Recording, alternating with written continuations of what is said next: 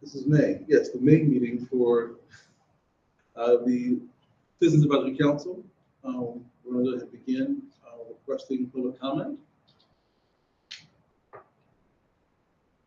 Seeing none at this time, we're going to go to our first order of business. We have the approval for March 13th meeting minutes. We have a motion to approve those minutes. Motion to approve. Second that. Second. All those in favor of approve those minutes? It is unanimous. Thank you very much. And we're going to begin with CAC presentation from staff.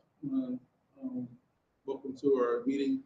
Our head of safety. Security and emergency management. Thank you. Our officer, Scott Lindell.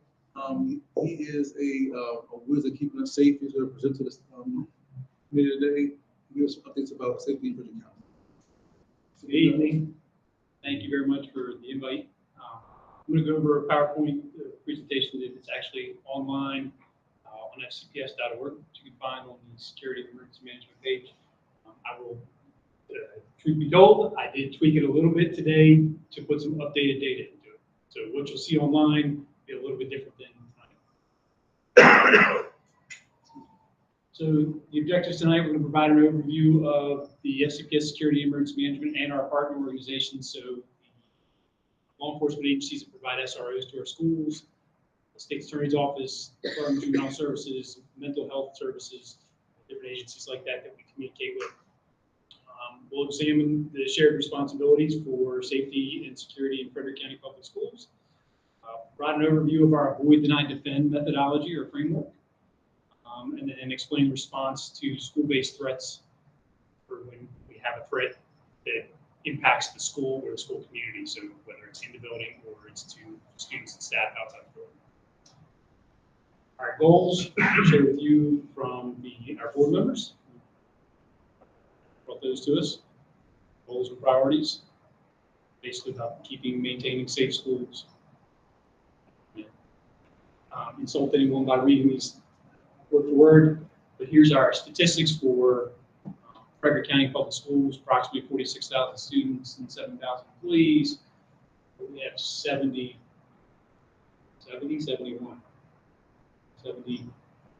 school buildings.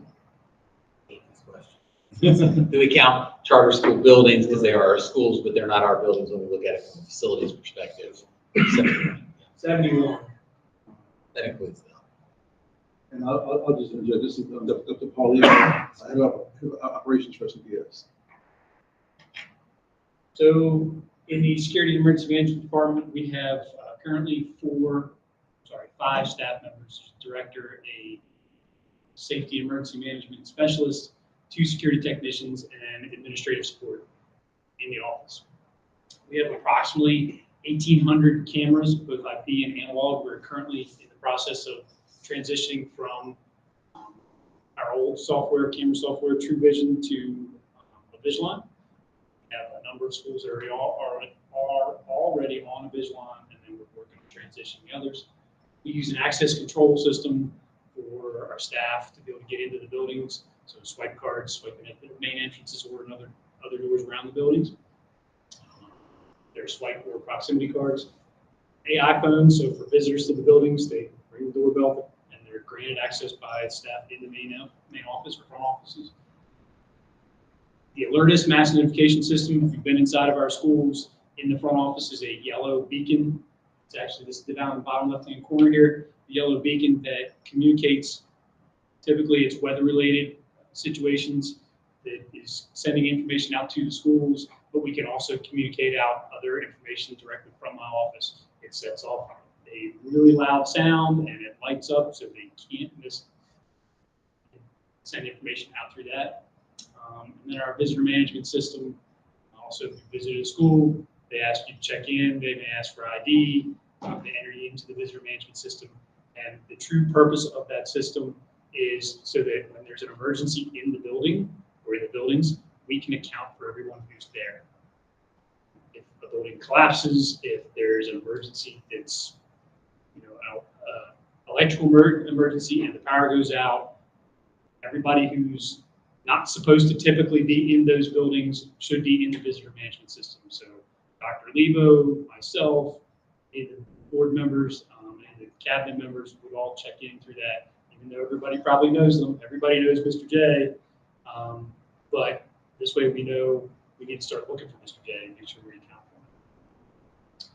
These are the uniform law enforcement agencies within Frederick County that handle calls for service from a criminal or investigative aspect. The Frederick County Sheriff's Office, the Frederick Police Department, and the Brunswick Police Department are 3 agencies within Frederick County that provide SROs in our building. Primarily, the Sheriff's Office provides the most, then Frederick City, and then Brunswick provides one for the 3 schools down the road. But we do communicate with all 6 of these agencies for any type of supports that we need for the schools in the areas that they cover. Other partner agencies, the Frederick County Department of Social Services or Child Protective Services, and my office is basically the point of contact for any type of investigative purposes that are a Child Protective Services investigation, child abuse, child neglect. They would communicate with me and share information with the appropriate administrators at the schools. The State's Attorney's Office or the Department of Juvenile Services or other agencies that we again communicate about investigations involving the students and their families. So alternative programs, Mental Health Association, or 211 is something that our mental health coordinator or student services, they typically are talking with these folks, that they have a great relationship with them to provide mental health supports for our students and staff. So it involves Shepherd Pratt Outpatient Mental Health Center. It's also someone that they would communicate with. So the Sheriff's Office SRO program mission and our other 2 agencies are pretty much the exact same. Service of the law enforcement agencies that places officers or deputies in each of our schools, our high schools, and then the city, they have officers that are in the middle and elementary schools that are within the Frederick City limits. Those officers provide mentoring, they provide coaching, their adult supervision. They are obviously law enforcement officers first, so they investigate crimes and traffic issues at the schools, but they can teach classes. They call it DARE, which we don't do much anymore. However, they can teach drug classes. They can teach a number of things that they're trained in. They also provide emergency management supports for our schools. When there's an emergency there, they can be that emergency responder that's helping coordinate response. They have a commitment to service as it works to improve the public. Question. No, I'm sorry, I didn't want to interrupt your train of thought. Go ahead. I will wait till you're finished. You're awesome, thank you. They support the Sheriff's Office commitment to service that works to improve the quality of life in Frederick County, specifically the safety and security of schools. Yes, sir. Did I understand you say that the within the city, and I'm asking because I'm in the Frederick High School field, that the city police department provides SROs for the elementary and middle schools, and the sheriff's department provides for the high schools. Is that correct? Correct. Okay. So there's a deputy, 2 deputies, one at Frederick High, one at Governor Thomas Johnson High School. And any of the schools that are within the city limits that feed into those 2 would be covered by a Frederick City officer. If it's a school that's outside in the county that feeds into one of those 2 schools, a SRO from the county, the sheriff's office, would respond to those schools. So an elementary and middle school. Okay. Can you describe the law enforcement role of those sheriff's deputies in the high schools? What kinds of law enforcement are they doing? They'll assist for assaults, thefts, destruction of property, things like that. They can take reports for that. So their primary role is as a law enforcement function to proactive, preventative of crimes, provide supports, help with investigations, or some criminal activities and traffic patterns, things like that. Their secondary is to offer supports from all the way from mental health. Obviously, they're not mental health. I won't say that they're not trained because they do get mental health training, but they're not mental health practitioners. But they do have access to other avenues that maybe the school doesn't or isn't taking. So they will help support, and their primary role is to keep people safe, and then secondary is to offer different types of support to make sure that it's a successful outcome. Is that it? And this covers some of their program goals. Crime prevention, assist in identification of physical changes in the school environment may reduce crime in and around the school, so they'll help with making recommendations for coverage, staff coverage, things like that. Working relationship, positive interaction with alternative youth activities, so JEDI program, which is juvenile education diversion initiative. And they strengthen large crime reduction mission through gathering information, support patrol operations, criminal narcotics. So they'll take information that might come from the school that helps with protecting the larger community. All of the SROs at all of the agencies, so Sheriff's Office, City Police, and Brunswick, all have attended the SRO training through the Maryland Center for School Safety. Many of them have, which is now mandated through legislation, many of them have also been through the NASRO training, which is the National Association of School Resource Officers. So they have dual, and then NASRO even has they have an initial training, and then they have a higher level. And many of our SROs have been through both the initial and the higher level, and then been through the Maryland Center for School Safety. Can I ask a question? Sure. Is there a special education component to that training? Yes, they do. There's many, and unfortunately, I apologize, I don't have specifics No, of it's okay. what the curriculum is for the SRO training, but it does include special ed. I can share just to put a feather in the cap of our officers. I can share that we have an officer who oversees our Blue Heron, and she's amazing. She knows the students. She gets there, she runs on site. She's familiar with them. So they're coming in with some knowing the kids when they come in. And I will share with you that I'm a retired law enforcement officer with experience as an SRO, and I will share with you that complete transparency. In years past, the approach was, folks were looking for a little bit more stable schedule. So they would look to go to the SRO program because it was Monday to Friday, 7 to 4, 7 to 3. And nowadays, or you have people who, it was a transfer in and not necessarily that's what they wanted. And the agencies now have people who are volunteering and are interested and want to go to that program. They enjoy it. They have a goal to come and develop these relationships with the students and the staff and families. These are the folks who supervise the SRO program in the Sheriff's Office, Lieutenant Woodward, Sergeant Britt. Sergeant Britt and I are talking, or someone within our office are talking to Sergeant Britt probably multiple times a week, and sometimes even multiple times a day. And it's not always when things are bad. Today we spent about 2 hours with him planning out our graduation ceremonies that are going to happen. They're coming up, and he spent time with us to make sure that we have plans laid out and everything set to try and do our best to keep everybody safe during graduation. These are the other officers within the Sheriff's Office. There are 2 corporals. So Lieutenant Commander, who oversees several areas within the Sheriff's Office, Sergeant Britt, who is primarily focuses on the SROs, and then they have 2 corporals that supervise all the deputies that are assigned to the high schools.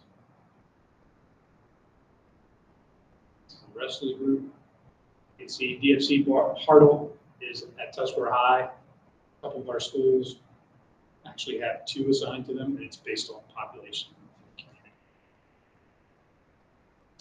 So the Frederick City Police, their SRO program is Lieutenant Corbett, who's a patrol commander but oversees the SROs, and then Sergeant Rebecca Corrado, and she has 4 officers that are under her who support those schools that are listed there. And then Brunswick has Captain Matt Lynch, and Officer Scott is the SRO assigned to Brunswick High Building. It's a partnership with Maryland Center for School Safety and our other partner organizations within Frederick County. And talks about prevention, mental health education awareness, mental health school security coordinators, Maryland's model policy for behavior threat assessment. Those are some of the things that are talked about with Maryland Center for School Safety. We have quarterly meetings with them. As a matter of fact, Frederick County is part of a plan in place that we're going to offer training for the Western region folks. So it's Frederick County West. Open it up to school security employees, to SROs, to school staff, and they'll have an opportunity to spend an entire day with us receiving information about current drug trends, gang awareness. As a matter of fact, Frederick County ourselves are presenting about incident command system and how it operates within here in Frederick County, and also our threat assessment process.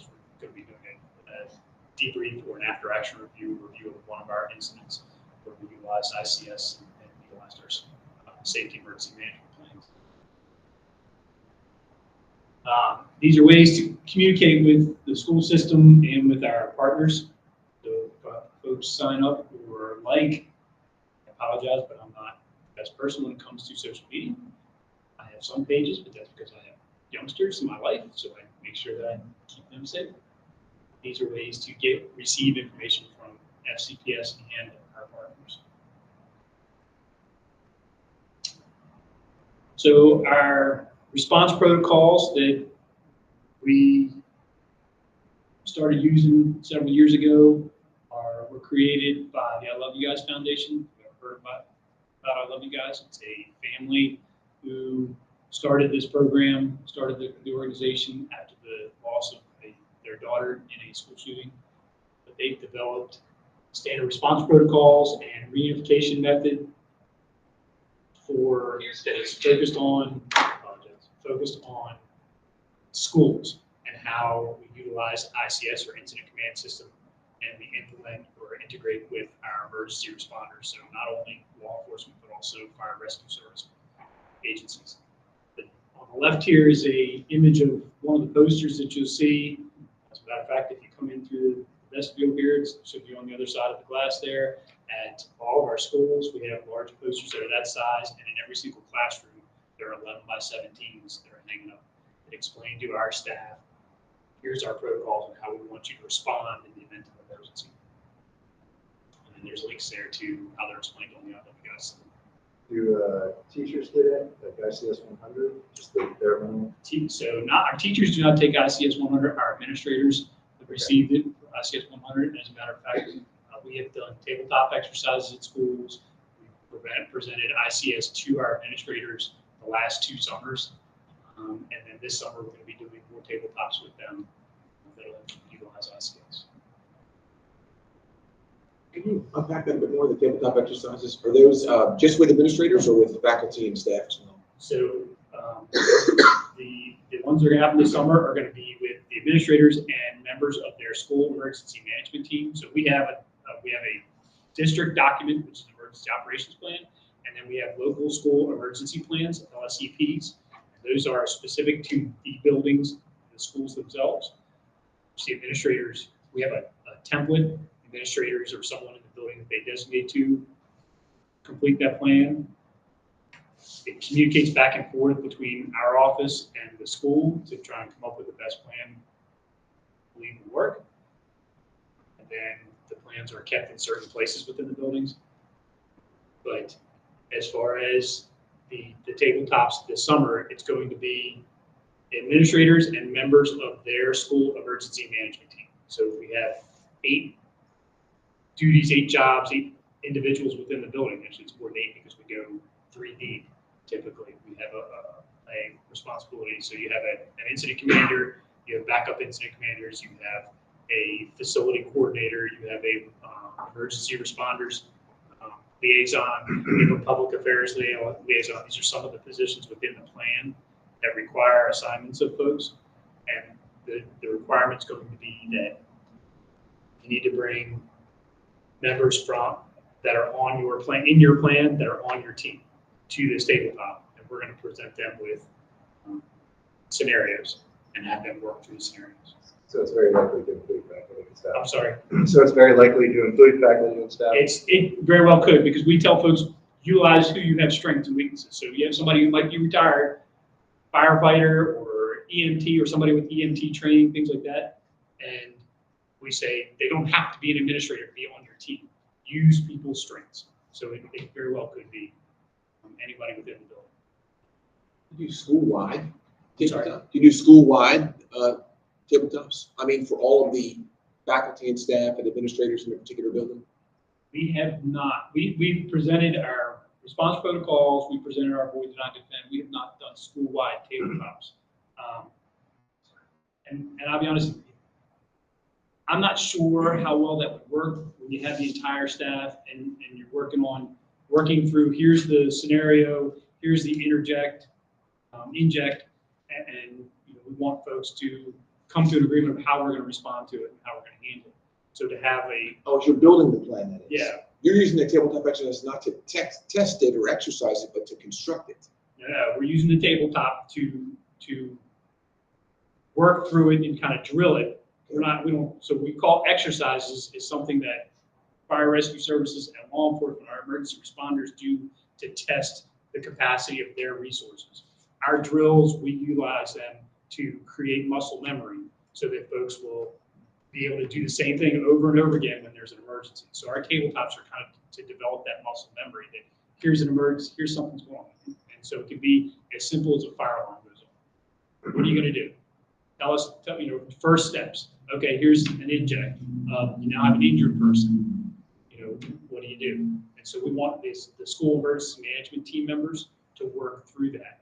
And again, there's 8 positions in their local school emergency plans for people who have responsibilities if you just use the plan. But you don't have to use all 8, depending upon what the situation is. You may only need 3. You may not need all 8 people.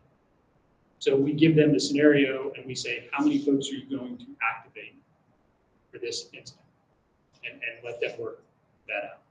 But again, in total transparency, I think if we had 80 people sitting down at the tabletop, it could become difficult to get through the entire tabletop. Well, I think there's, having been involved in, as a civilian, but been involved in military exercises along these lines. There's a difference between the people that are around this table actually playing roles and the observers, right?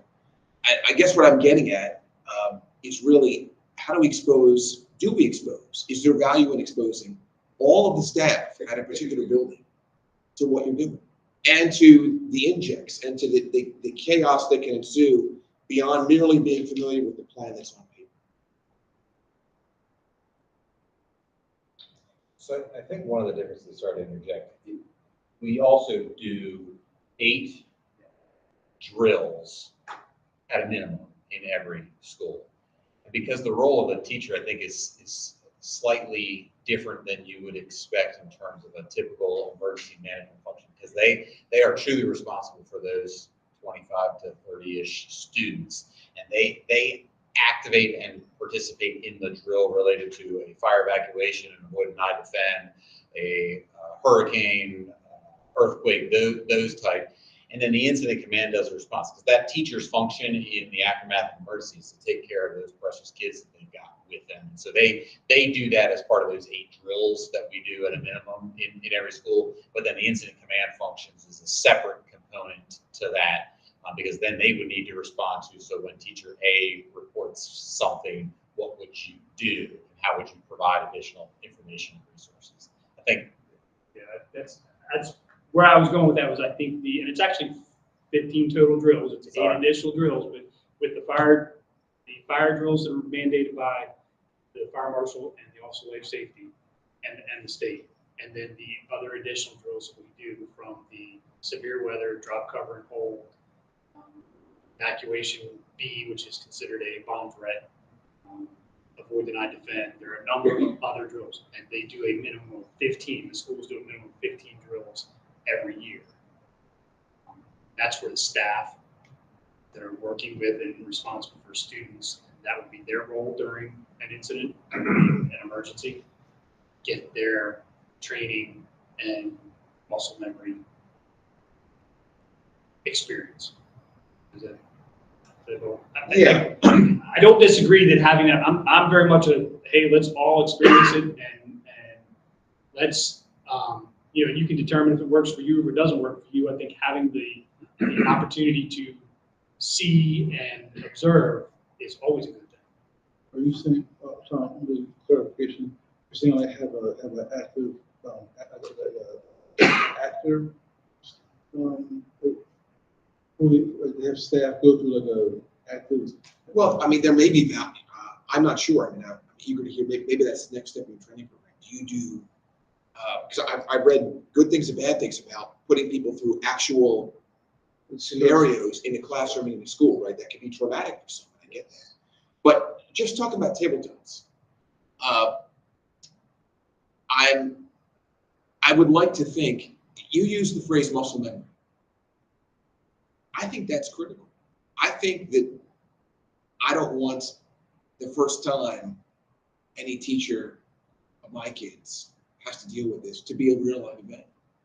I want the first time to be sitting around a table where we can talk about it and think about it, be rational, calm.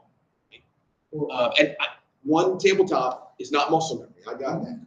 But I think just exposure to what would happen, because what if one of those 8 role players is sick? What if 3 or 4 of them are not in the building at that? You know what I mean? I mean, you've narrowed it, the group of people that matter most in that scenario to solving the problem, or who know what to do best, down to 8 roles, some of whom may not even have, those roles may not even be filled by actual humans.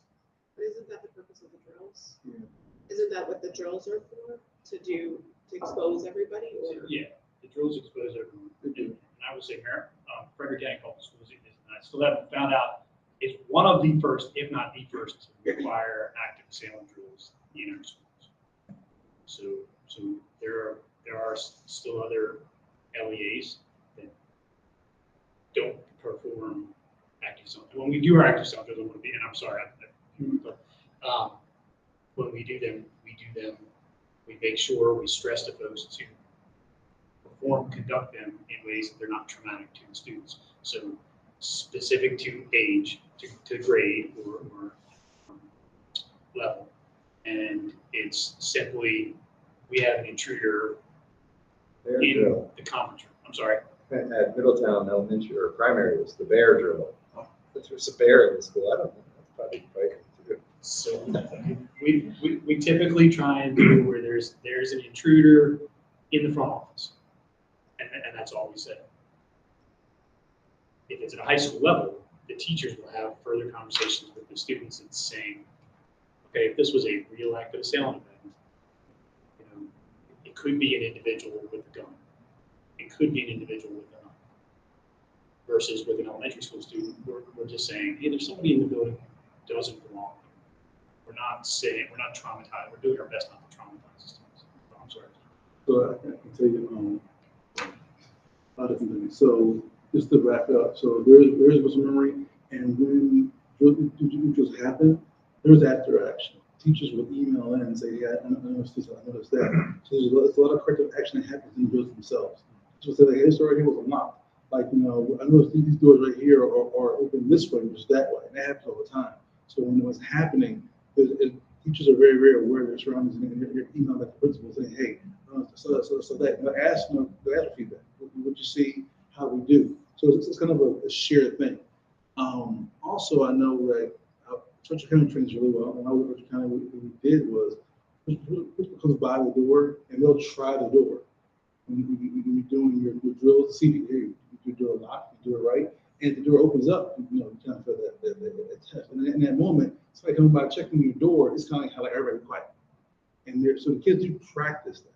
So there is a level of full-on practicing that happens.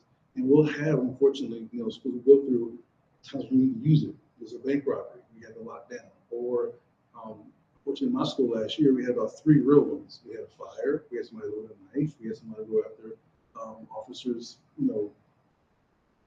they trap officers' guns. So these things happen, and kids do get active training. And I haven't seen to where the students or teachers, those drills have it in handy. So I can tell you that I think that the kids and the teachers take it to heart. Probably one thing we have to do right now is get off the phones. Run the drill, like quiet down, get the phone. So apart from that, I think we're taking this seriously. I would say that this would be in the schools. We also did in 2016 when we started presenting the Avoid, Deny, Defend information methodology. We partnered with the Sheriff's Office, who we created for Frederick County. And we started with small groups as far as administrators at certain schools, like the schools invited us or we asked to be there. We have now done the presentation and we continue to do it at schools. Anytime they request it, like to come out, our staff goes out and presents to the entire staff. At the end of the day, we do it at the Learning Leadership Center for all staff and offer opportunities for all staff to attend. We've done for transportation, done for the warehouse staff, so whether they work in a school or they don't work in a school. We've also implemented, at the start of the school year, the schools do safety weeks. All staff meeting when they first show up, before the students are there. Our administrators are presenting this information, which we made it into a quick little, like, one sheet information for them to be able to reminders. And then we collaborated with a middle school administrator who created videos for elementary, middle, and high school staff, and they receive that every single school year. They receive that as a reminder, and it's a 10-minute video that goes over our deny, defend methodology. So they still have the opportunity to receive the full. It's a 4-hour presentation that's been condensed down to 2 hours because everybody's short on time. We'll get all your information in 2 hours. We can do it at staff meeting. It's then been condensed to other areas to where they're getting the quick information of, remember, avoid at all costs. If you can, we always want you to come back to avoid. Deny, and deny is not just, shut the door, turn the lights out, and hide under the desk. It's shut the door, block the door, barricade it with whatever instruments you have, whatever items are there, chairs, tables, desks, file cabinets. And we talk about set up your classroom ahead of time so that you can do that. And then we go through the defend, and we say it is a voluntary, it's not for students, and it is up to the staff. We do not expect staff to defend, but we say if you decide to defend, here's our recommendations. Again, we don't teach them or train anybody to fight, but we just tell them, this is a life or death situation. But there are different levels of them receiving it over and over and over again, coming as a reminder. That also matters. So it follows the same principles as run, hide, fight. It's basically the same thing. We just don't like the term hide. We prefer deny because we don't want folks, getting underneath the table and hiding and hoping that they're going to be okay. I'm not taking the other. Yeah, and we always want them to consider to avoid. So while you may deny, you might get an opportunity to receive enough information that, hey, now I can, the individuals move to another area and there's a door right there and I can get to that door. My students and I are going to move to that door. We're always talking about trying to get back to it.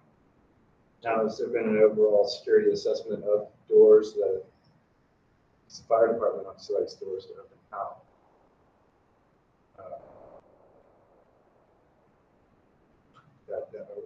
So I know, and I work at Mount St. Mary's, and we have issues with the doors. Some swing out, some swing in, and obviously there's the barricade up there. So they still have an opportunity whether the door swings out or it swings in, because actually an outward swinging door is more difficult to breach for the person who's on the outside. It's more difficult to get that door open than it is to force a door in. So we tell folks whether your door opens into the room or opens out of the room, barricade the opening. There's actually a slide in our full presentation that shows a high school down in Florida where an active assailant happened or a shooting happened, and it's a picture of a doorway from a classroom, and the entire doorway is open. You can see one little sliver of the door, and that's what we say. This is the real incident. If you decide to deny, this is what we want your room to look like. The desks are covering it. It's, and there's trying to make light of some things and not traumatize folks. In our original one, there was a picture of a university where there was an active assailant event, and you had chairs and desks in front of the opening, and you had students that were on their phones, playing on their phones. And I always said, the students are probably still in there as long as they've got their charger cords for their phones because they're good to go playing with their phone. So that's what we tell folks is now we say don't stay off your phone, but we say, again, you still have options. Again, we just don't want folks thinking, I have to hunker down and do absolutely nothing. We want folks to continually come back to what are my options? What do I need to do? How do I protect myself and how do I protect my students? Thank you.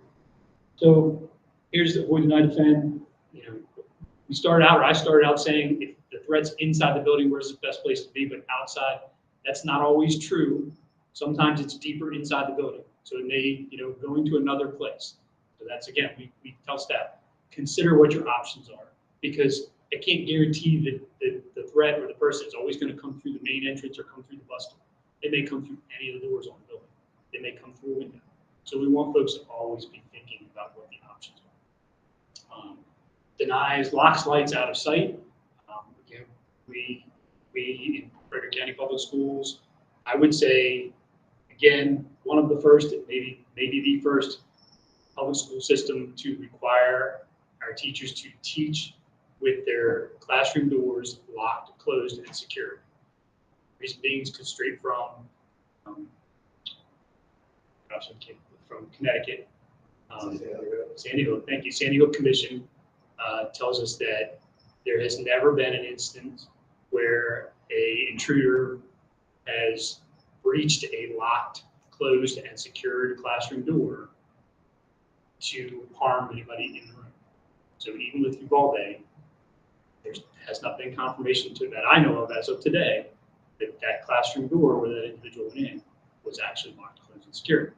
There's argument whether it was damaged or whether it just wasn't, whatever it may be, I'm not sure, but it still stands to this day. Now I'm going to say there are schools within FCPS that are open space schools, and open space schools presents its own interesting dilemma. But to use one school in particular, the example, so I'm not going to say the name of the school, but they have over 23 exits that any student staff can get to from anywhere in that building. So I would say that school offers opportunities that some other schools don't. Because if I'm in a classroom that only has one door in and one door out, then I have to get into a hallway, I'm a little bit limited. Where in this other school, I can get to any one of these doors by going a different direction. So there are benefits, pros and cons to both. And that's where we ask the staff and students to evaluate based on where they're at, what their options are. So that being said, to people in those open floor plan schools, as I've already mentioned, do they get the teachers, faculty, staff, administrators get additional training or separate training that addresses here are the challenges that this building presents as opposed to the boilerplate that most buildings present, which is always. We encourage our administrators and our staff to evaluate their buildings. And I will share that in our high school, Ms. Michelle Gilmore, I'm going to give her credit every time. It's a high school, but she did a training with her staff where they did like an amazing race or went out and did a scavenger hunt. And they had staff members in that building who were unaware of some of the exits from the building, never seen them come in the same way, leave the same way, and all that. And so when they did this training, you had some folks who were like, wow, I had no idea I could get out of the building by coming down this hallway, and right there's an exit. So we tell folks, familiarize yourself with your buildings, and we even talk about familiarize your students. So if you're taking elementary school students outside for recess or outside to do a class, do a curriculum, take them out a different door if they don't want to go out, and we say to folks, especially elementary school, identify your special place. You take the students there and say, here's our special place, this is our special place, and you come back to your special place multiple times, then the students, you can open the door on that building, and Dr. DeVita Cooley, give her credit, we did the same thing. First time I went in and started talking to her, she said, I can't open a door and send my children out without supervision.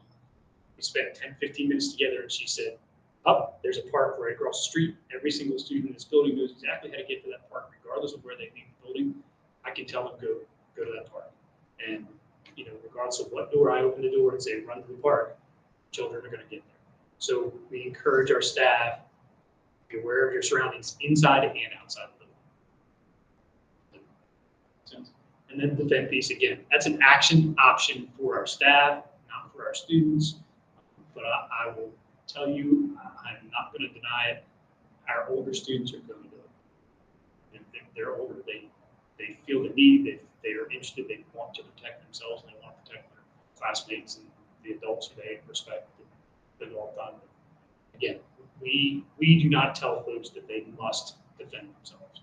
We just say, if you decide to, here's what we would recommend. Are there statistics to back that up?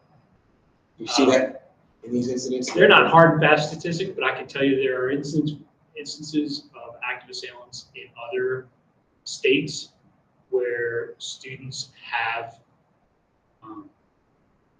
fought back, have taken action on themselves. And then there are statistics from the FBI about active assailant events that have been thwarted because someone took action. And it talks about other adults, it talks about law enforcement, it talks about staff, it doesn't talk about students. And then a different question, but related. You mentioned the lessons of Sandy Hook. Do you have a continuous improvement process in place so that, I don't know, every summer or so you look at what happened over the last year and try to glean best practices or lessons learned from what the trends are nationally or even in our state or regionally? We evaluate the report that comes out from the Secret Service. Okay. They do a report every year.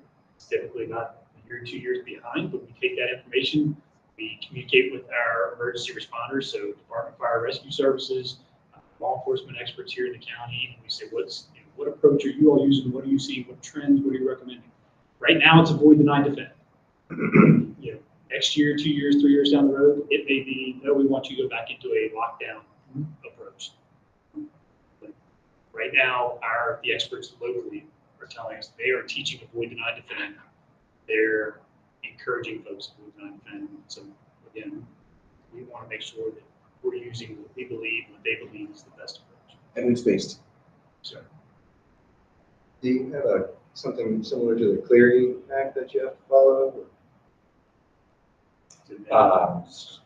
You don't really declare that. uh, So yes, it's very similar with our reportable offense requirements, and what we have to report to the center on.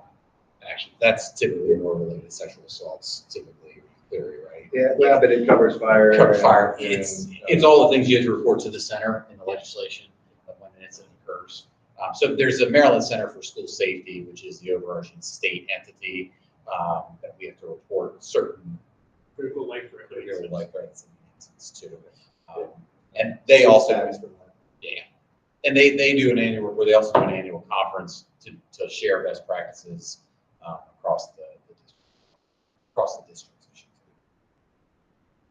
So my question kind of goes along with, looking at threats throughout the year and how obviously, unfortunately, things change. With your staffing, I don't know if it would be possible to kind of send people out to observe different school patterns and stuff too, or if you rely just on administration. Because just from being a teacher myself, I know where our school is vulnerable. So, being able to then evaluate different situations, like how kids are moving in from portables, where kids are kind of by themselves, if kids are being locked out because of the great security that we have, but then they're vulnerable because they're locked out. So I just didn't know if those are like ongoing conversations with administrators, if we're relying on administrators to kind of make those decisions, how we kind of evaluate those situations. We are, in line with the reporting, we are mandated, every LEA is required to conduct security assessments at every single one of our schools and then report that to the Maryland Center for School Safety. We use those assessments then to go back and have conversations with our administrators to determine best practices. They have best understanding of their buildings and the flow and the daily operations, but we certainly are available to come out and make recommendations and try to. Because I feel like this is a good time because they're making their school map for the next year. And I definitely think sometimes administrators have so many things on their plate and we appreciate them for that, but not always. I think they're always thinking they have safety first in mind, but sometimes I think having somebody else that is an expert in security might be beneficial. So I think this goes to reporting, talking about threats. So the threats that our schools deal with. We at FCPS recommend the adult positive relationships. If students hear or see information, see something, say something, we always appreciate when they share it with a trusted adult. And I'll be honest with you, as we go a little bit further, we're going to talk about the Maryland Center for School Safety's P3 tip line, which is an anonymous tip line.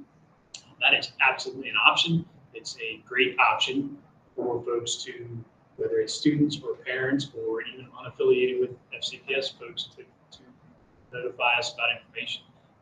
But we encourage the development of those positive relationships with the students, with adults in the buildings, whether it's a teacher, a counselor, an SEIA, an SRO, an administrator, whatever it may be. We say those positive relationships always bring us good information. Sometimes it doesn't seem good in the beginning, but it's hopefully we can always come to a good positive outcome. And so when we have threats, we talk about sharing it that way first with the adults in the buildings versus sending it to the P3 tip line. And the reason being is because when it goes to the tip line, it's going outside of Frederick County and it has to be processed and come back in Frederick County, which can delay that information getting to someone who can take action and come out to a positive outcome. How did the Middletown incident get There was reported? a student who shared it with the administrator. And our transportation or bus driver also shared information. So we came in from 2 different areas. So our threat assessment regulation or school safety threat assessment regulations 100-11, but that is actually parallels the state model policy for how to deal with threats that impact the schools. Again, through these threat investigations can come in typically a number of ways, whether it comes directly to an FCPS staff member or one of our law enforcement partners. Generally, FCPS during the daytime, FCPS is the lead in these investigations. They do an initial evaluation or assessment to determine, is it an imminent threat? Like, is there somebody who's ready to take action and has a weapon or has something dangerous? They're going to take action on that day. That means law enforcement will be directly involved. If there's not imminent, if there's, we're not sure, they made a statement, they wrote a note, something like that, then FCPS would be the lead on that, because we're treating it from our regulation policy violation first. Once we've determined that the immediate threat is not there, there's no one injured or truly going to be that's in danger at the immediate time.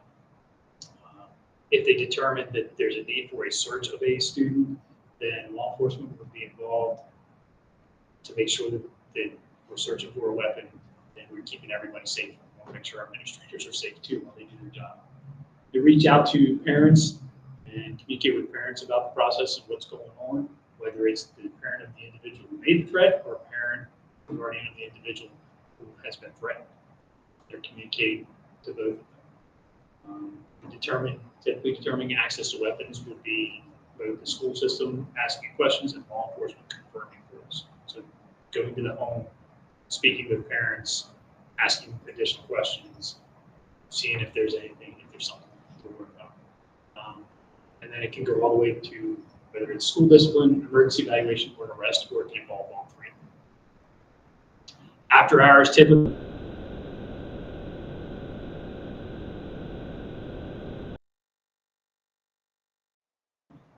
so this is where we encourage folks, again, share it with law enforcement immediately. Don't send an email to administrators because they're not always seeing it. But I'll tell you, we have great communications, lines of communication with our law enforcement folks, because if they receive something, they're calling me. I've received phone calls at 2 o'clock in the morning. And we're investigating, we're handling, we're communicating with them, making sure they have the information they need, and we have the information that we need to make sure that everybody's safe and receives the services that they need, because we also provide wraparound services. Talk about it. If you see something, say something, tell an adult, don't post it on social media. Here's the P3 tip line for the Maryland Center for School Safety. They can call it in, they can send it in using the app on their phone, they can send an email. Makes to send that. Again, this is a great option. We talk to our families, we say, hey, talk to a live person that's in the district. That's it. I'm pretty sure I went much over the time. Apologize because I'm very long-winded. Who was the last slide? With the last number of performance? 7,234.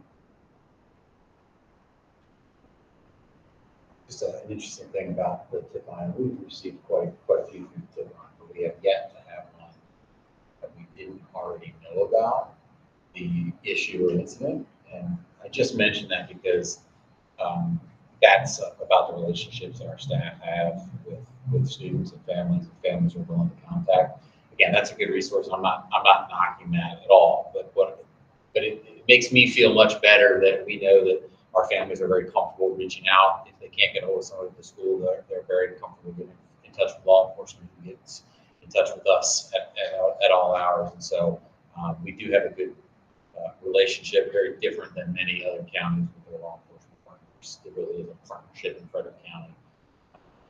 And when incidents occur, there is no jurisdictional boundaries in Frederick County. So Chief Lando, sheriff, and deputies, they respond collectively. So and they cross over jurisdictions all the time. Frederick City, if they're closest to a school, they're going to help. If state troopers are closest, they're coming to help. So that hopefully that gives parents just this reassurance that we have a community of law enforcement entities that care about our students and we want to ensure that they have a safe learning environment. And if we need them, they come. Parkway Elementary in the FHS feeder pattern, I understand, just got new door arrangement on the front door. They previously did not have it wasn't a two doors, right? Would you describe that? Vestibule. It's no vestibule. At least the way the entrance is configured now. There used to be one. In any case, they just got new door now, primary one they use for students and staff. Do you have a role in that sort of thing in identifying or flagging for priority funding shortcomings in our physical security? Yeah, actually, capital programs fall under Dr. Lebo, and we have, as a matter of fact, tomorrow, have a project coordination meeting. We do regular meetings, large capital programs like that. The group sits down and discusses it, and I've sat in meetings and design meetings for the new schools, for vestibule projects. So when I arrived at FCPS in 2016, there were, I'd say, probably 20 or more.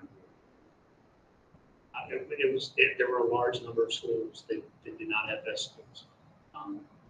We still have a couple that do not, but there are, and I'll allow you better terminology than I would, design, very difficult.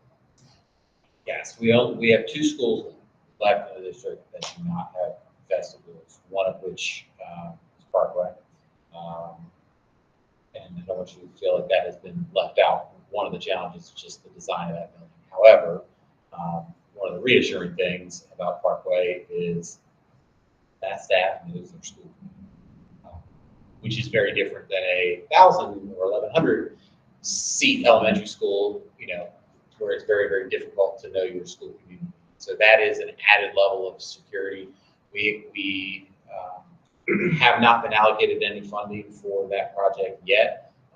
And frankly, we've had an architect look at it, and there are no simple ways to add a vestibule to that building. So it would probably be our largest scale construction project to be able to outfit a vestibule in that building, just given the structure. So Parkway is one of two in all of FCPS. correct. Okay, but you play a role in that. Yes, I've said it. And it hasn't been sitting for a long time. We just finished the last ones this past summer, which got the remainder of it down to two. We've utilized state grant funding to fund the majority of them, in addition to some of our other capital dollars allocated from the state. So we don't know, is that a fall release of the safe schools? So that will be one that we'll look at again to see if there are options. Just for sake of the community, I'll remind everybody that the capital funds budget for buildings and the kind of repair are separate from the funds that we're looking at for school and employment and programs. So those are separate budgets. Yes. Thank you for what you do. Yeah, our approach again is, be familiar with your building, be familiar with your options. So although we want every single school equitably to have a vestibule, in the meantime, until that can be done, we say to folks, you know, how can we overcome and provide safety and security? And it's good communications, good planning ahead, prepared, identifying other means to get out of the building, things like that. So I just want to say, I don't want vestibule, I don't want a safe school, because that's not true. And I'll stand by that. Thank you very much. So thank you all. Those are taking so long. No, we appreciate the thorough report. You take the questions, anybody? I must say, I'm really impressed with the fact that you mentioned mental health several times in your talk. I did not expect that. I would ask you continue to consider expanding the number of faculty and staff that are exposed to your plans. And if you have a role in the way administrators communicate with us in the immediate aftermath of an incident, I greatly appreciate the fact that I get find that first message from our principals before my student gets when there are incidents. That is vital, because I think it helps us to control the rumor mill that can run rampant among uninformed middle schoolers, elementary schoolers, and high schoolers. So thank you if you have a role in that. It's a team effort. I mean, Dr. Lawrence Phillips is part of our EOC, so we might activate an EOC for incidents that happen at the schools. Dr. Lebo, Dr. Lippy, and Dr. Lawrence Phillips are part of that in the office, my office in our suite, and we're working together to make sure that we can. I will say communications, and when we do our presentations about Avoid the Night event, communications is at the top of the list for the difficulty. You can imagine on a daily basis, it's difficult to communicate thoroughly and all the information in a timely manner, just for our daily operations. When you throw an emergency into it, it's nearly impossible, I'll be honest with you. But we do our very best. Dr. Lawrence Phillips and his team are awesome. We try and put out information that's accurate and timely to the families as quickly as we can. Sometimes it's not the best, but we aim for it. We strive to do that. So just, that is probably one of the most difficult things to do when we deal with emergency. I want to thank Dr. Lebo and Bill for coming out and sharing with us. Thank you, gentlemen, very much. Thank you.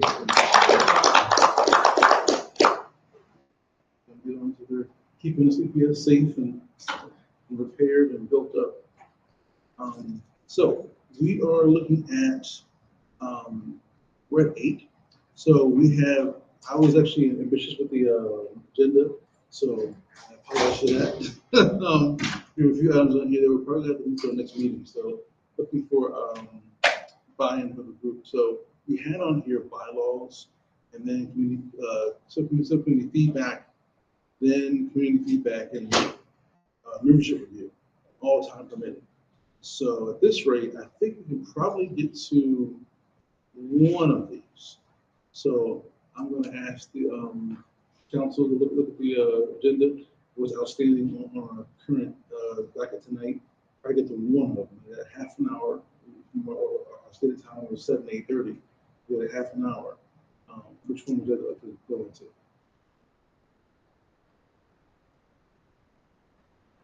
Let me just add, we have one additional meeting scheduled for June, and our bylaws currently state that the bylaws have to be sent out 20 days in advance for us to vote on a change of bylaws. So if we don't get the bylaws tonight, then we won't be able to vote on them at the next meeting. We won't be able to. We will not. If we don't get the bylaws this evening, we would need 20 days to be able to send it out to the rest of the committee for the vote. Calendar or business days? That's a great question. We probably need to clarify that in the bylaws coming up. It just says 20 days. Our current, so I would go with calendar. Yeah, seeing lots of. I guess we have to do that. My only concern with that was just going to be if we're looking at membership and moving forward, is it timely to do that now, or is it timely to do that more like at the new school year? But it sounds like we have to do it now for timeliness. Well, if we're looking to address our members and change change some of the guidelines for the membership, then we can at least look at some of the changes now. And maybe not get through all of what we wanted to talk about with bylaws, but our current bylaws say 20 days. Okay. If we want to make any changes, and again, to put out the application for additional members for the next school year, we may need to make some adjustments. We'll do that next week. I think that's fair. So thank you. So we've got, Yes. so what article is it? Article So spread out. Article is that?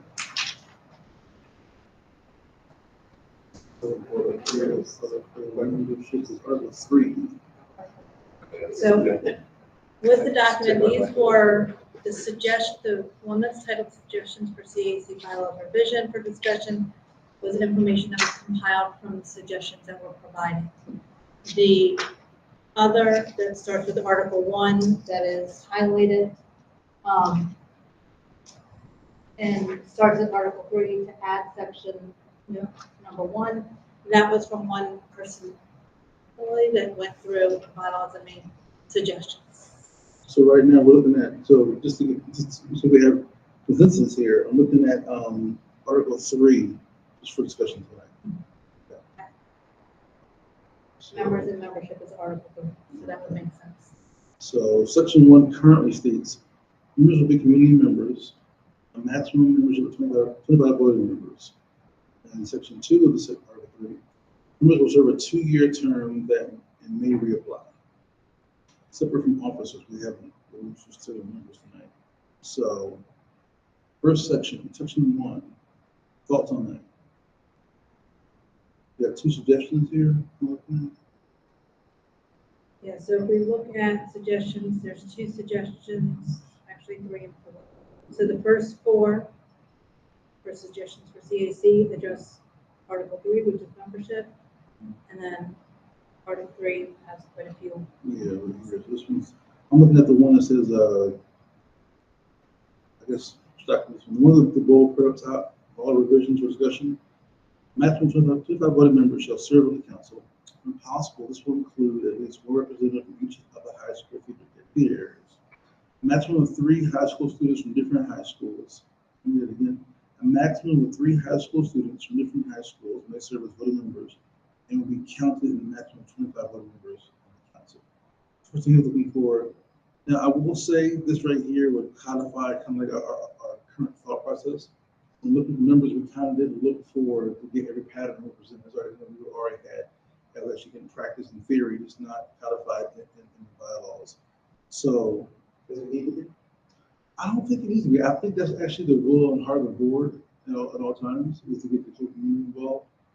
It's an opportunity we have to reach out to every sector of the community. So, But in terms of applications that you got last year, or just a year and a half ago, every committee I've ever sat on, we voted for, we looked for membership from every part of the community.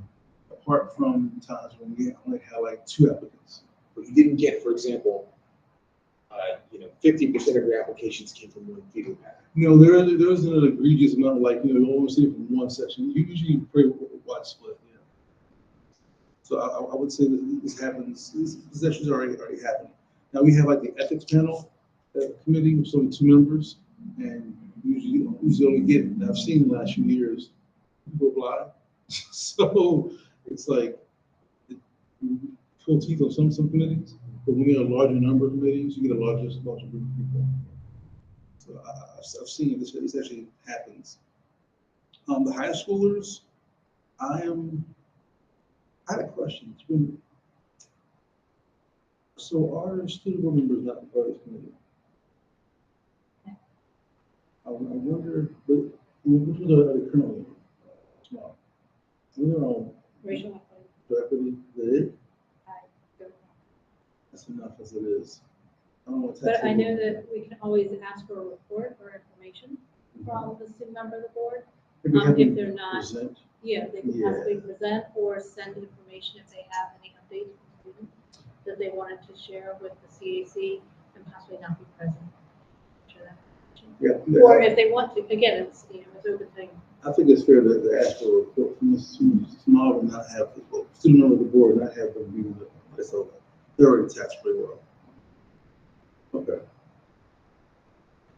And the second paper, we'll move over that one. The second one's requesting, members in different areas, same with the other one, in the general areas, served by CPS. Is that kind of like, that a common thing? It's just community members, so it's kind of already there. Members in high school, same thing here. Any one area, this one here is requesting that the members of the, student members are not from any one high school, so not one school in force. Season making the members come and notice, yes, school, no changes residents to the outside area. So basically, if someone moves out of the area, they will forfeit their membership. Said here, they have to report that themselves. Should renew automatically? That's my thought, sir. The members' terms will begin the first meeting after their, the members will begin their terms from the first meeting after their acceptance and do 2 years in length. That's just me personally. Members should notify the officers in writing by text prior to any meeting. I like that. What I do like to consider about starting, when it says they can start at the next meeting, is if somebody doesn't complete their full 2-year term, if somehow they could work to help fill that, like find somebody to take their spot, instead of going through the, like the application process, like maybe they apply instead of to the board, like we did at the beginning, could they apply to like the committee? Well, this one, the way it's written now, I see it like they were on the committee, they didn't come to the first 3 meetings, they showed up, now their term begins. Right. That's kind of loophole I see there. It's kind Yeah, of no, that's true. I'm just trying to fill the loopholes of what happens when we have a lot of people leaving throughout and we're not even done the first term. How do we replace it? How do we replace members as needed so that we can continue to be productive? So I feel, sorry, I hit my shin. I feel as if most committees, when that happens, they will run the term and then request members at the end of the year. Right now, CCAC is doing that, the committee is doing that, and they've had membership turnovers in the middle of the season. It's typical that the committee will just keep running forward with current membership and then request at the end of the year. Is that something that the chair of the committee would determine that we've lost enough members that we need to You can put that in here. request an advertisement? I think that's something that can be done with board approval, because all committee members have to be approved by the board. So it has to go through, so I can't, if I leave, I can't ask my friends to take my place. However, could there be a request for membership in the middle of the term? It could be, and then their term limits could be staggered, which may help again in keeping the situation open. So do we have staggered in here already? We did for officers, right? I think we Officers. had time limits staggered. Yeah, I think we did some 2 years, some 3 years for the first, to start up. I remember something along those lines. Yeah. too. It's in- And the executive assistant has that information. She has that They were staggered for the first, when we start. yeah, we started, it was staggered. Yeah, but after that, no. And I think having a member, if they joined in the middle of the year, if you work for any term, I turned, but I came in the middle of my term, I'd have to serve the 2 years. Like, we had a member pass away, it was 3 that passed away, and then they had someone appointed, and they served that term out, and term ended, they had to run again. So I think just having that term, this first term that's selected, I think that's in line with what the board's doing already. You know, most positions in the government. Anything that's like, this really should be in here. We really should have this in here. Any like, you want to champion, like this really should be in there.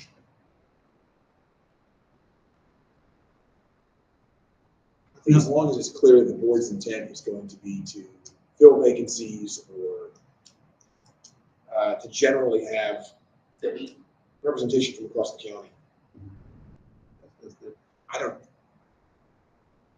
I don't think what we're discussing, I think the things we're raising are important, but I don't know if they need to be in here, Right. right? What about Can be the, managed otherwise. what the single absences? I think that's hard. I think if you miss, if you miss 3 meetings. How about 3, well, we have somebody put That's here most of the meeting. without notice, somebody putting it without notice, so what about 3 meetings without notice? Right, because emergencies can happen. Yeah, if you say, hey, I can't make it 3 times, that's, you're checking in. Yeah, But how about 3 times, no checking? I agree. I completely agree with that. It's I kind think, of yeah. ghosting the community. Yeah.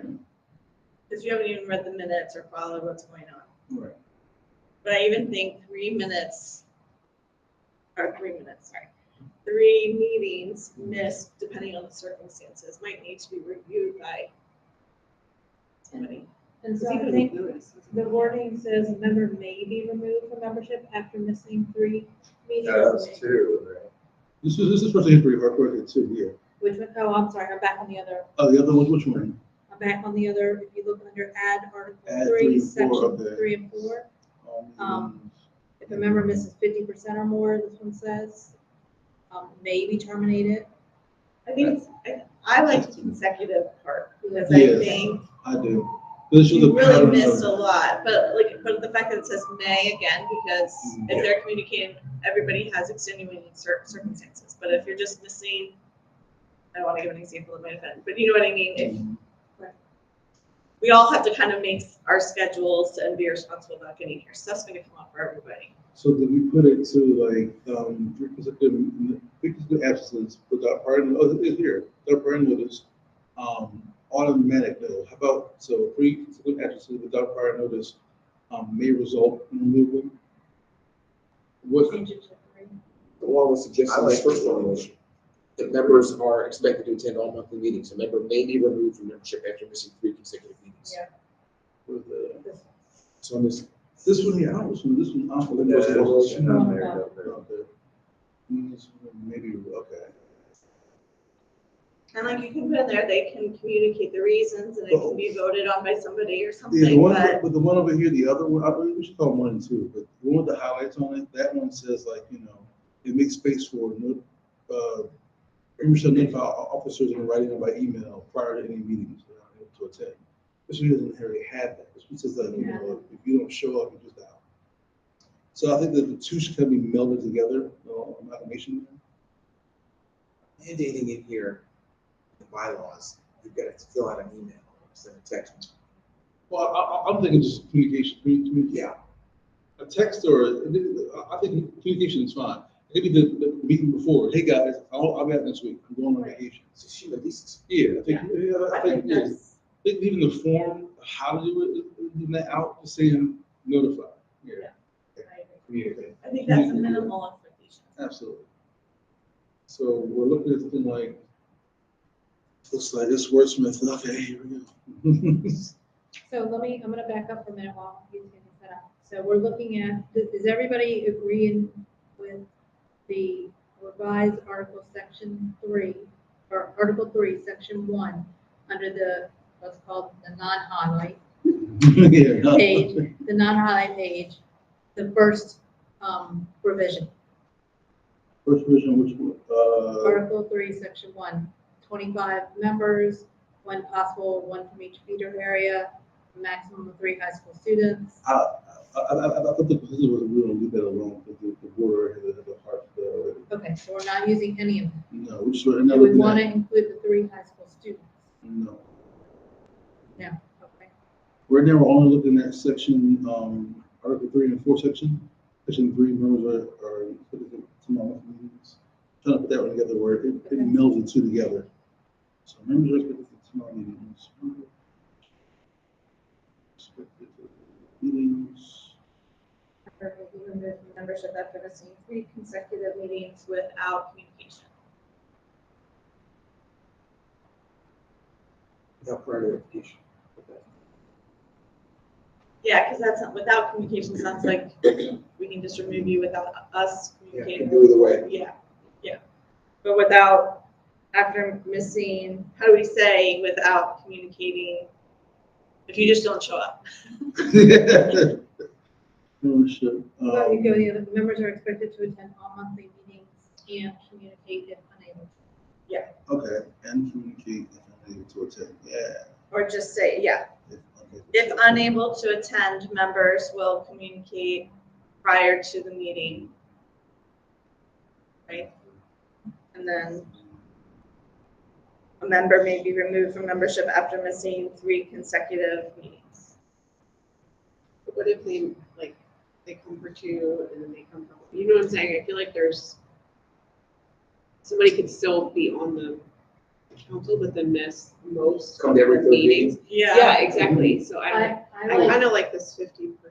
I like taking just 3 meetings, taking out consecutive. If it's consecutive, then okay. If it's not, but if it's Oh, that's a good point. Yeah. continuing to go on, then it's Yeah. 3 meetings. Okay. Yeah. After So missing take out more. Yes. Yeah, because I think it gets hard to keep track of 50%. No, 50%, I'm totally, I think that's kind of like, this a Too lot. detailed. Yeah, Yeah. but the consecutive kind of shows that, like, if somebody has like stuff happens to them, that's one thing, but like, consecutive is which is what we experienced. Which is what kind of brought this discussion up, what we experienced, which is consecutive. There's That's- people I don't think have ever touched them. Right, and that's where you have the gap in progress, and like, you make progress, and they come in, and they're like, oh yeah, we like, we talked about that last week, or last month rather, so I think consecutive, I'm advocating for consecutive, I think that's where the whole lies in. Somebody come in and out, we've all come in and out, I was actually on the phone with COVID one time, I think, coming in and out. Yeah, but you missed like 1 meeting. But then how would you respond to what Lindsay raised about, you got somebody who's coming only every 3 minutes? Every 3 meetings. What do we do then? I mean, like, so, okay. That's why I agree. I was with you on Showed up in consecutive, but October and January and April. Okay, yeah, I mean, if you think about it, it really slows down the discussion too. it does, yeah. Because you're catching everybody up. You're like, Yeah. oh, I want to talk about this time, but then they Yes. missed the last 2 meetings, and that's already been discussed, so it holds up So the. members are expected to attend all meetings, communicate if unable to attend. Member may be removed from membership after missing three meetings. 3 meetings. Can we add in there, upon absence, it is the member's responsibility to read the minutes from the meeting that they missed, something in there.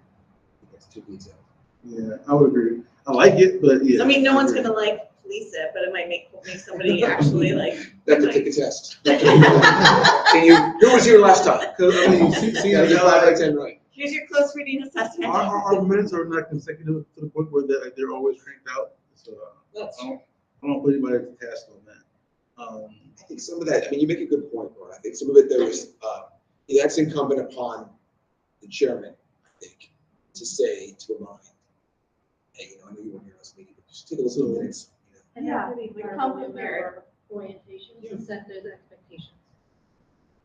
Yeah, That could be that's true. something It could be just a conversation. Yeah, it's Like maybe if we, at the beginning of the new year, set the meeting norms, like what the expectations are as opposed to bylaws. So I'm gonna read this to you. I'm gonna read this to you, and then I have a question for you. So, remember possible revisions. Members are expected to attend all meetings and communicate if unable to attend. Member may be removed from membership after missing 3 meetings. So my question for you is, under what power, under what action? Like, is there a quorum vote? Does the president just go, you know what, hey, you're out of here? Like what, board member go, hey, I think you should be out of here. Like, where does that kind of I come vote for down board to? member. Yeah. First you- I second that motion. Since I'm not a true Not voting to speak member. out of turn, but Don't all decisions have to be approved by the board? I think it has to be done. I think you can represent the 4 members who are I here. like that. So I guess recommendations from the committee. Okay. There we go. Wait, really? And then you, and again, with the documentation showing they've missed 4 meetings or whatever, it's. So I And guess it would kind of That's come been like, consistent with other, but just look at how the board, they had to do a closed session. that's been consistent with other. Yeah, and then I guess like, that's just, I'm just saying, not for me, because just like, so say ex-board members there, and they're looking like, what's going on with your committee, like, get somebody out, it's just like, oh, that is just not a party I want to attend. This is- So I'm just, I think actually speaking from the board, because the board's usual consistency from like the the last board to the current board, I can hear them going like, that should be on the committee. But And it is, however, the I'll committee counter is that, recommending. the individual was selected by the board. They were. Yeah. The They committee, were. so then they're, So then I guess it have to be, so then, all right, I can swallow that bill. Then what happens is, what's the action recommendation? Is it gonna be from like just the officers or just like a forum, the membership? I think the officers, because you don't want to talk about, like, have that be at a general meeting. That's all. So the officer will recommend that to be, okay, Yeah, All because that right. might be, there might be private conversations or something that happen. okay. can it be any officer or just Executive chair? committee of the, or executive, or the officers of DAC. The chair, So vice it would chair? be, our officers are the chairperson, the vice chair, and the recording secretary. That's who's Which- listed on our Assuming we bylaws will now, have those. which So we we don't have have to- any of those, right? which we have to vote on for next year. I think I have to go. There's 4 people here. No, wait, no, wait. Start doing the math. That will be our next meeting. So, Okay, here's what I got. This is actually good. This actually sounds pretty solid. Members are expected to attend all meetings and communicate if unable to attend. Member may be removed from membership after missing 3 meetings through recommendation of the officers and approval of the board of education. Yeah. It sounds fair. I think we have members and membership, Article 3 taken care of. Wow, For that's the progress. changes. And we're right at time almost. And we're right at time. So- So if there's anything burning via email that you all would like, and again, you can take these copies home. If there's anything else that you'd like to recommend, then we can do, again, it has to be approved, but any of the bylaw changes has to be approved by the committee at the next board meeting. We just have to send it out 20 days in advance. So if there's something else that you have agreement, at least between the 4 of you, that you want to make a change, then we can go forward. I mean, I feel like the rest of it's pretty standard, like how an executive board would operate, like who fills in. Who we have there already? Okay.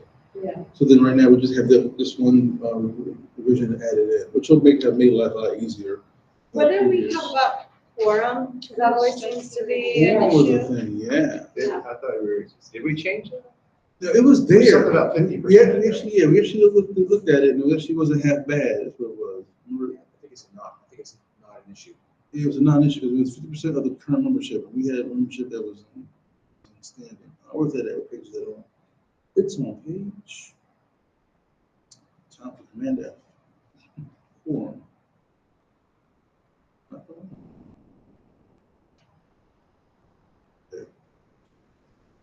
Oh, Article 6, Section 6. So it looks like voting will be done by a show of hands with the majority rule of those present. I That's love how we define quorum. And that's quorum, right there. Yeah, I think it should be that simple. I love that. Of the Show majority up, present. present. Oh, Yeah, I think okay. we have to do that. Of those present. Because that'll, Because again, that would slow That's nice. everything down. If you didn't It's the have same that. issues, yeah. Mhm.